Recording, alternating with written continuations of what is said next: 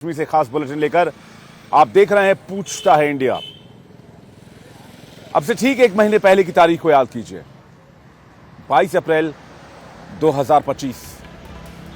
एक ऐसी तारीख जब इसी कश्मीर में, जहां मैं खड़ा हूं, मेरे ठीक पीछे आप पहलगाम की वादियां देख सकते हैं, इसी कश्मीर की सरजमी को मासूम पर्यटकों के खून से लहूलुहान किया गया। यहां पर एक बड़े आतंकी हमले को अंजाम दिया गया जिसका कनेक्शन पाकिस्तान से सामने आया। उस आतंकी हमले के बाद कश्मीर के साथ साथ पूरा देश का खून खौल उठा, सिर्फ इस बात को लेकर कि आखिर उन मासूम पर्यटकों का गुनाह क्या था, उनका कसूर क्या था। पूरे देश में बदले की मांग थी। पूरे देश में यह सवाल पूछा जाने लगा कि इस आतंकी हमले के पीछे जो लोग जिम्मेदार हैं और जो लोग मुलविस हैं, उनके खिलाफ कार्रवाई कब और क्यों, कब तक होगी और कैसे होगी। इस आतंकी हमले के बाद, इस बर्बर और कायरतापूर्ण हमले के बाद 15 दिन के इंतजार के बाद 16वें दिन भारत ने एक बड़ा ऑपरेशन लॉन्च किया। यह तारीख थी 6 मई। 6 मई की रात को इंडियन आर्म्ड फोर्सेस ने पाकिस्तान के 9 आतंकी ठिकानों को निशाना बनाया। 21 की लिस्ट तैयार की थी। 7 तारीख को मॉक ड्रिल का ऐलान किया गया था, लेकिन मॉक ड्रिल पाकिस्तान के लिए एक डिकॉय था। 6 तारीख 7 तारीख की दरमियानी रात को एक बड़ा स्ट्राइक लॉन्च हुआ और इस बार न सिर्फ पीओके में बल्कि पाकिस्तान के अंदर घुसकर कार्रवाई की गई। 1971 के बाद यह पहली बार था जब भारत ने पाकिस्तान के अंदर घुसकर कार्रवाई की थी। खासकर परमाणु शक्ति संपन्न होने के बाद 1999 के बाद यह पहली बार था जब भारत ने पाकिस्तान पर हमला किया था। इस हमले के बाद, इस बदले के बाद पूरी दुनिया सख्ते में आ गई। पाकिस्तान के सामने इज्जत बचाने की चुनौती आ गई। इस हमले में 100 से ज्यादा आतंकी मारे गए, जिसमें मसूद अजहर का पूरा परिवार खत्म हो गया। ऑपरेशन सिंदूर ने एक बड़ा इंपैक्ट छोड़ा। पाकिस्तान को पूरी दुनिया में फसीहत का सामना करना पड़ रहा था। पाकिस्तान प्रेशर में था। पाकिस्तान ने रिटेलिएट करना शुरू किया और उसके बाद 7 से लेकर 10 तारीख तक भारत और पाकिस्तान के बीच हमने एस्केलेशन की स्थिति देखी, एक जंग की स्थिति देखी। हालांकि भारत ने कभी नहीं कहा कि भारत ने जंग किया। भारत ने हमेशा कहा कि हमने आतंकियों से बदला लिया है। यह पाकिस्तान को तय करना है कि वो जंग में आता है या नहीं आता है। 3 दिन तक चले संघर्ष के बाद भारत ने पाकिस्तान को घुटनों पर ला दिया। भारत ने पाकिस्तान के एयर डिफेंस को नेस्तनाबूद कर दिया। पाकिस्तान की तरफ से जब रिटेलिएशन हुआ तो भारत ने 13 एयर बेसेस को निशाना बनाकर यह बता दिया कि पाकिस्तान का एक एक इंच भारतीय सुरक्षा फोर्सेस के टारगेट पर है और जब चाहे जहां चाहे इंडियन फोर्सेस उन इलाकों को अटैक कर सकती है। तो सवाल आज की तारीख में कश्मीर से खड़े होकर इंडिया डेली ये पूछना चाहता है, इंडिया पूछता है कि क्या 1 महीने के सबक के बाद पाकिस्तान ने वो सबक सीख लिया है कि वो मासूम पर्यटकों को निशाना नहीं बनाएगा। मैं सबसे पहले अनुज माथुर सर आपका रुख करूंगा और सबसे पहला सवाल मेरा आपसे है, आपको लगता है क्या पाकिस्तान ने सबक सीख लिया है या फिर ऑपरेशन सिंदूर जारी है तो इसके अब बड़े परिणाम देखने को मिल सकते हैं? विवेक, देखिए, सबसे पहली बात तो मैं आपको ये बताना चाहता हूं कि पाकिस्तान एक ऐसा अजीबोगरीब देश है कि वो किसी भी चीज से कोई सबक सीखने लायक वाला है नहीं। मैं आपको इतना बता सकता हूं कि पाकिस्तान पर जब तक उसकी आर्मी का साया पूरी तरह से उसको अपने कब्जे में किए हुए है और वो आर्मी आजकल पाकिस्तान के जिहादियों के पूरी तरह से कब्जे में है, तो मुझे लगता नहीं है कि वो इस प्रकार की बात कुछ सीख पाए हैं। अगर उनको जरा भी सीखना कुछ होता तो जिस प्रकार से उनके अपने देश में हालात बिगड़ते चले जा रहे हैं, उनके अपने देश में, चाहे वो सिंध हो, चाहे वो बलोचिस्तान हो, चाहे वो खैबर पख्तूनख्वा हो या पीओजे के हो, जिस प्रकार से वो चारों तरफ से उनके ऊपर हमले हो रहे हैं लगातार, तो मुझे नहीं लगता कि वो किसी तरह से ये सबक सीखने वाले हैं। उनको एक बहुत बड़ा बहुत बड़ी चीज डिलीवर करनी पड़ेगी उनके ऊपर, तभी कहीं जाकर के उनको सबक आएगा और वो इतनी आसानी से मुझे लगता नहीं कि आ पाएगा।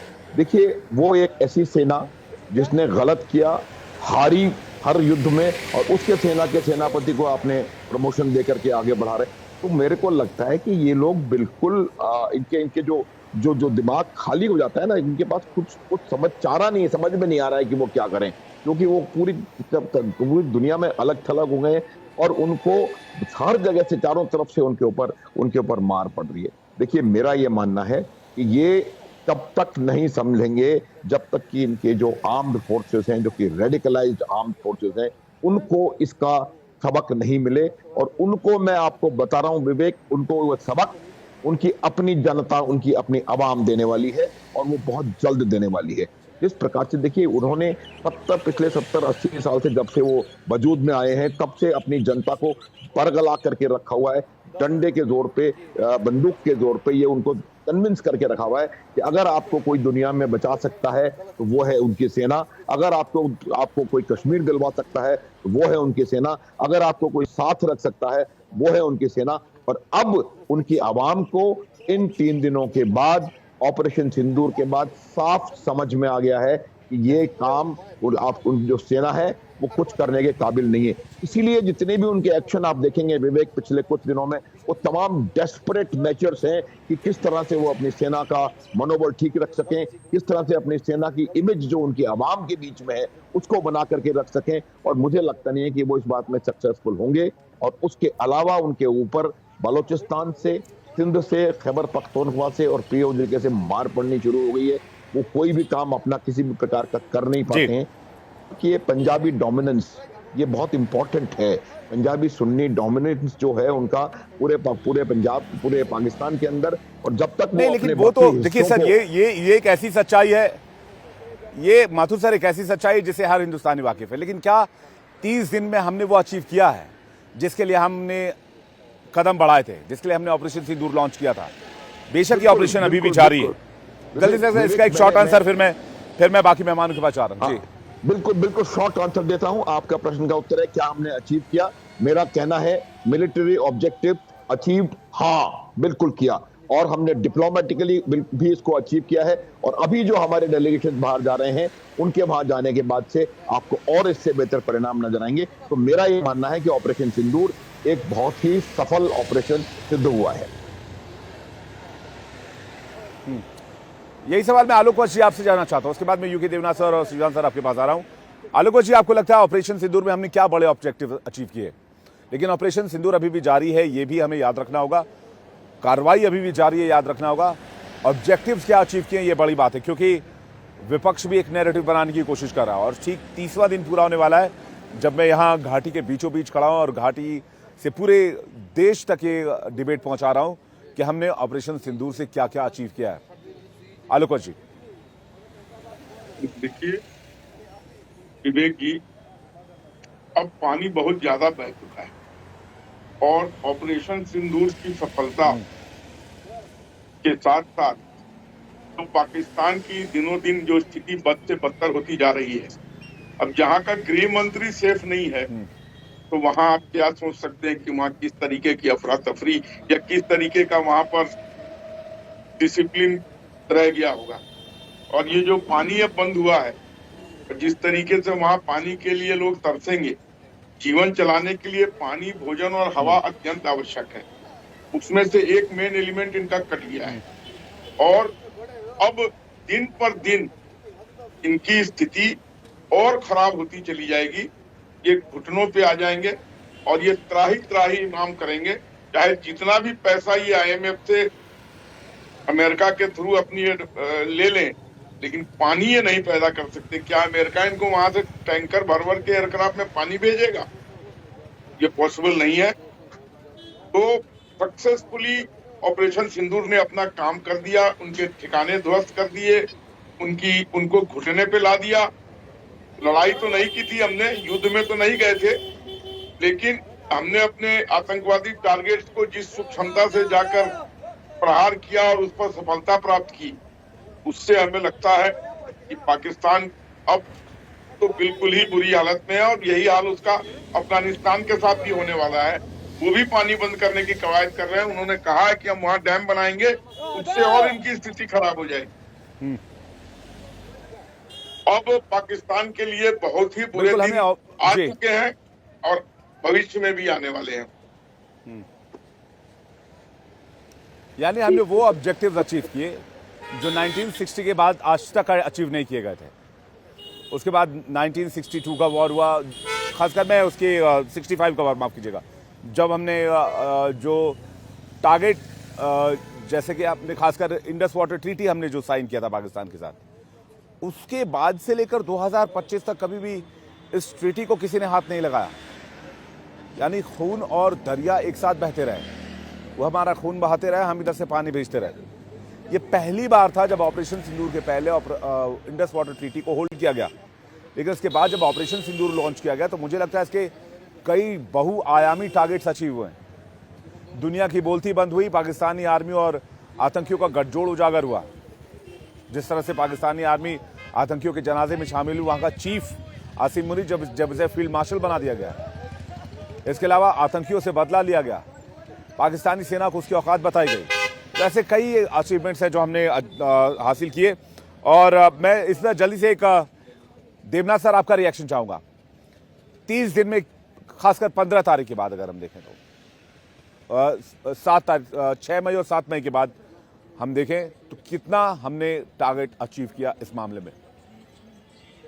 विवेक, हमको फौज को 3 टारगेट दिए गए थे। एक तो है आतंकवादी कैंप को ध्वस्त करना, जो कि हमने बखूबी किया।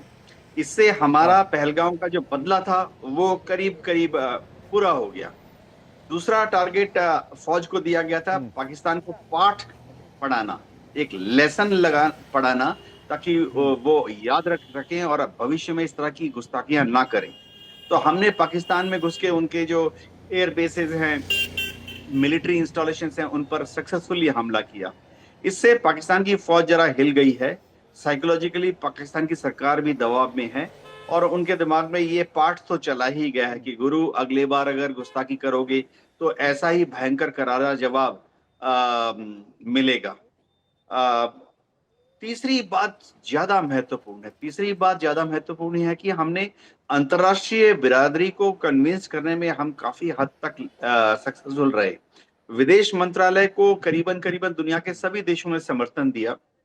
दुनिया के सारे देश, ना सिर्फ पश्चिमी देश वरन ज्यादातर मुस्लिम देशों ने, ज्यादातर ओआईसी देशों ने, ऑर्गेनाइजेशन ऑफ इस्लामिक कोऑपरेशन, ज्यादातर अरब लीग के देशों ने, पर्शियन गल्फ के आसपास जितने हमारे मित्र देश हैं, सब ने हमारा समर्थन किया कि कोई भी उनमें से आतंकवादी कार्रवाइयों का समर्थन नहीं करता, उनकी निंदा की, ना की। तो जाहिर है अभी सीजफायर चल रहा है। उभय पक्ष के डीजीएमओ अपनी अपनी फौज के ऊपर कंट्रोल रखने में सक्सेसफुल रहे हैं। ऐसा ही चलता रहा तो शायद एक नया एक्सपेरिमेंट चालू हो जाएगा, जिसमें जैसे कि हमने कहा कि अगली बार पाकिस्तान ने गदर किया कश्मीर में तो उसको हम युद्ध समझकर युद्ध की तरह से जवाब देंगे। जी बिल्कुल, ये बड़ा फैसला रहा, एक्ट ऑफ वॉर मानेंगे। इसमें कोई शक नहीं है कि अगर पाकिस्तान ने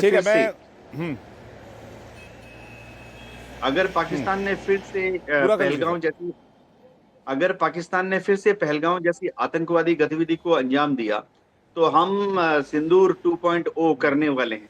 फौज तैयार है, सरकार ने भी मन बना लिया है। जी एक्टिविस्ट पीओजे के अमजद अयूब मिर्जा भी हमारे साथ जुड़ रहे हैं, जो कि पाकिस्तान की अंदरूनी हालात से ज़्यादा अच्छी तरीके से वाकिफ़ है। वो बताएंगे कि ऑपरेशन सिंदूर का और भारत की इंडस वाटर ट्रीटी का कितना इम्पैक्ट हुआ है पाकिस्तान के अंदर। लेकिन उससे पहले कर्नल शिवदान सिंह के पास जा रहा हूँ। शिवदान सर, आपको क्या लग रहा है, कितना इम्पैक्ट छोड़ा है भारत ने? देखिए, पहली बार पाकिस्तान को यह सबक सिखाया गया है कि जब भी आप इस तरह की हरकतें करेंगे तो आपको इस तरह का जवाब दिया जाएगा। हालांकि इससे पहले भी पाकिस्तान ने इतनी बड़ी बड़ी हरकतें की हैं, जैसे हमारे पाक पार्लियामेंट पर हमला किया था, हमारी आर्थिक राजधानी मुंबई पर हमला किया था, जगह जगह उसने इस तरह के आतंकवादी गतिविधियां की। मगर हमने इस तरह का बोल्ड, जिसको एक साफ साफ उत्तर बोलते हैं, और एक नीति बना दी है हमारे प्रधानमंत्री ने कि जब भी पाकिस्तान की आतंकी गतिविधि हमारे देश में होगी तो उसे युद्ध समझा जाएगा और युद्ध की तरह ही जवाब दिया जाएगा। तो इस तरह से मैसेज बिल्कुल साफ चला गया पाकिस्तान में। और उसके साथ साथ जो हमने उनके जो आतंकी अड्डों को समाप्त किया है, उसके बाद हमने उनके सैनिक ठिकानों को समाप्त किया है, उससे बिल्कुल कंफर्म हो गया पूरी पाकिस्तान की जनता को कि अब भारत जो है चुपचाप आतंकवाद को देखता नहीं रहेगा। इसलिए अब जैसा कि मनोज माथुर बता रहे थे, अब उनकी जनता ही उनकी सेना को यह जवाब मांगेगी कि आपकी वजह से जो आज आर्थिक बदहाली पाकिस्तान में हुई है वो केवल वहां की सेना के कारण हुई है। वहां की सेना ने हमेशा हिंसा, आतंकवाद को बढ़ावा दिया है। बताइए विश्व में ऐसा कौन सा देश है जो अपने देश में आतंकी फैक्ट्रियां लगाएगा?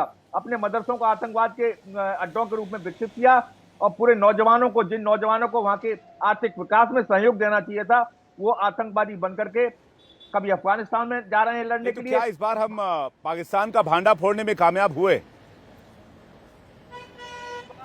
पूरी तरह से उनका भांडा फोड़ दिया है, पूरे विश्व को दिखा दिया है। और विश्व के 130 देशों में भारत के एम्बेसडर्स को, राजदूतों को भारत ने इसके बारे में सारी सत्यता बता दी है। और इसीलिए अभी तक किसी भी देश से इसकी आलोचना नहीं है। भारत ने जो उसको जवाब दिया पाकिस्तान को, ये भारत की सबसे बड़ी सफलता है। और इसके अलावा पूरे विश्व में ये बहुत अच्छा मैसेज गया है कि भारत ने पहली बार विश्व के लिए खतरा आतंकवाद है, उसके खिलाफ एक्शन लिया है। तो इसलिए ये साफ साफ पूरे विश्व को भी मैसेज गया है, पाकिस्तान को सबसे स्ट्रॉन्ग मैसेज जा चुका है। और पाकिस्तान खुद समझ गया है कि पूरा विश्व उसके खिलाफ है। और अभी जो हमारी टीम जो गई है विदेशों में, हमारे राजदूतों की और हमारे लेकिन पाकिस्तान समझ तो गया है, लेकिन दुनिया से छिपाने